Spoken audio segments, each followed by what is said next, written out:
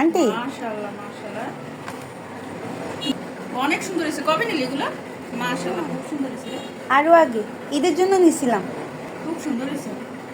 কোথা থেকে নিছিস এগুলো? এগুলো ওই যে আমরা ডিসি পার্কে গেছিলাম তখন নিছি। আন্টি ধরো তো, তুমি এই ভিডিওটা করো, তোমাকে আমি একটা জিনিস দেখাবো। ধরো, কোনটা? এইটা করবো? এই ভিডিও এইটা করবো? ওই যে একটা গিফট আছে। হ্যাঁ, হ্যাঁ, আমারে এখনো কেউ কোনো গিফট করে নাই রে আশা। এই জন্যই তো আমি গিফটটা করবো। তাড়াতাড়ি দে, তাড়াতাড়ি দে। দাও, তোমার হাতটা দাও। রেডি? প্রথমে ফিয়া মারবা না তো? গিফট কেউ বিয়ে মারে? কেমন কথা বলিস তুই? ঠিক আছে, রেডি? হ্যাঁ। 1 2 3। ও, এটা কি রে? এটা হলো তসবির, অটোমেটিক মেশিন। তুমি যতবার সুবহানাল্লাহ পড়বে এখানে প্রেস করলে ততবার কাউন্ট এইটা তো হবে। সব থেকে বেস্ট একটা গিফট। কি বলিস তুই? এটা তুমি প্রতিদিনের ধরো কাজ দরকারি করতেছো, একটা। তুমি কাজ করতেছো তখন তুমি এটা ব্যবহার করতে পারবা। কোথাও বের হইলা তোমার হাতে এটা থাকবে। তাতে কি মাশাআল্লাহ, হবে? খুব সুন্দর হয়েছে, খুব তাতে কি সুন্দর। হবে, ধরো তুমি আউটসাইডে কোনো বেশি কথা বলবো না, তুমি নিজে নিজে তসবিটা পড়তে পারবা। কেমন হইছে? অনেক সুন্দর হয়েছে রে মা। এটা ছোট বড়ও করা যায় হ্যাঁ। যেমন। হ্যাঁ হ্যাঁ, ছোট বড় করারও ইয়ে আছে তো।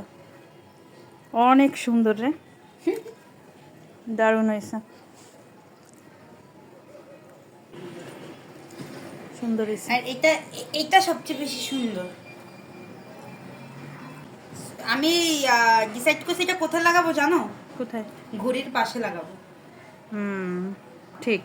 কেন কেন সামনের যে ঘড়ি তার পাশে এই ঘড়ির এটা লাগাবো, সুন্দর না?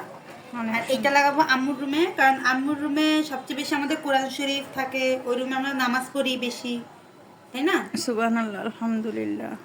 লা ইলাহা ইল্লাল্লাহ, আল্লাহু আকবার। আর এটা হলো ভাইয়ার রুমে লাগাবো, কারণ ভাইয়া অল্পতে একটু অধৈর্য হয়ে যায় তো, চুপচাপ মাথা গরম করে ফেলে। এই জন্য এটা থাকবো ভাইয়ার রুমে। আপনি খুব ঠান্ডা মস্তিষ্কের মানুষ না? অবশ্যই। আহা, ধৈর্য ও সালাতের মাধ্যমে সাহায্য প্রার্থনা করো। ঠিক আছে না? খুব সুন্দর হয়েছে, তিনোটাই খুব সুন্দর হয়েছে, তিনোটাই খুব সুন্দর হয়েছে। আমার চয়েস। আমি যখন বাসা চেঞ্জ করব তখন এইগুলো প্রতিটা রুমে রুমে খুব সুন্দর করে রাখবো। সুবহানাল্লাহ, আলহামদুলিল্লাহ, লা ইলাহা ইল্লাল্লাহ, আল্লাহু আকবার। কাকে ব্যস্ততা দেখাচ্ছেন যিনি সময়ের স্রষ্টা? সুবহানাল্লাহ।